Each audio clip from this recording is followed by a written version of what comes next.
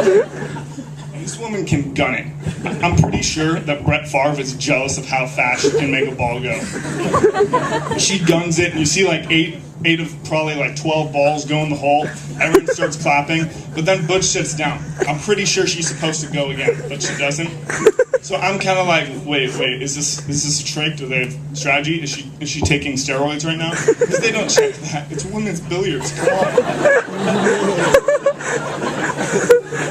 So, you know, she's sitting down, she's talking with the manager, and I'm like, okay, come on, hit up, and get up, hit those last 4, but no, Powder Puff Girl gets up there, she kind of skips, and then she's the trick shot behind the back, she just like guns it, the 4 go in, I'm like, not nearly as impressive, but okay, and then everyone stands up, gives her a round of applause, she's waving like she just won Wimbledon, and then like, this thing comes up on the bottom, it's like, Hung Sung Yeo just won 86 points. I didn't know there's points.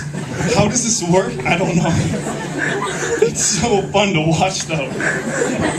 So then my dad will come down from the kitchen and be like, what the hell is this? I'm like, Dad, this is the greatest sport on the face of the earth. I want to learn to play this. And he goes, no, you don't. You'll end up like your uncle. It's a different story for another day.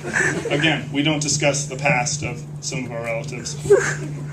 Now, my dad, on the other hand, he hated me when I was a little kid. I don't like to tell this story because most people think, you know, I'm 6'4", I'm skinny, but it's all man.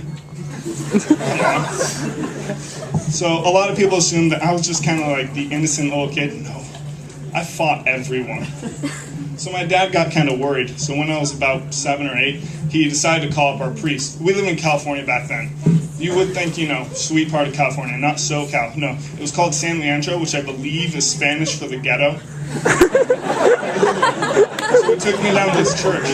And, you know, I was trying to hide. Because who wants to talk to a priest when you're like 7 or 8 years old? Even now, I'm scared to death to talk to a priest one-on-one. You don't know what they're going to do. That's like talking to Gandalf.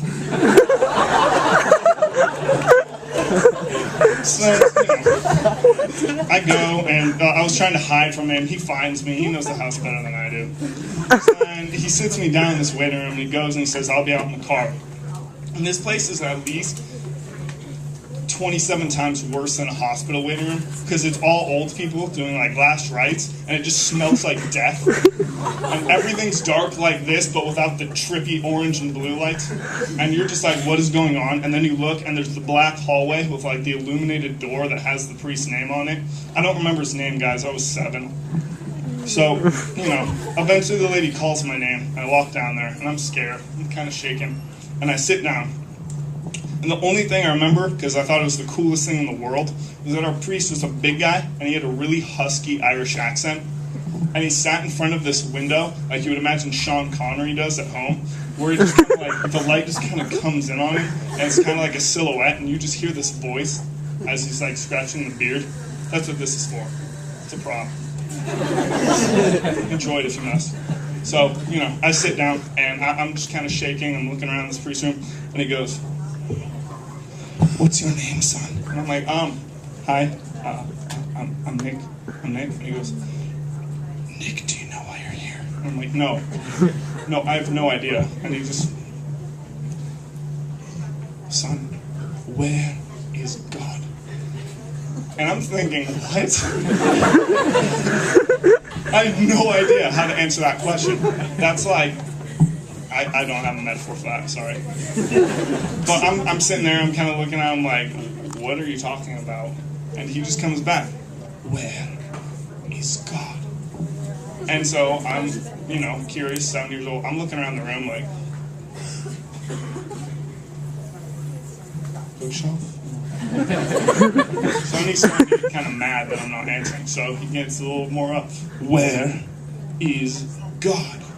And so I was like, is he tricking? I look like in the corner, like the closet back there, exit sign under his desk. Then he gets really mad. Where is God? So I get freaked out, and I book it out of that room. I run out to the car, hop in my dad's car. He drives me home thinking that I just had this, like, you know, magical talk with this priest. I run inside, I grab my little brother, Will. We run into our room, I close the door, I go, Will! And I'm panting, and Will just goes, Nick, what's up? And I go, God, he's missing, and they think I took him.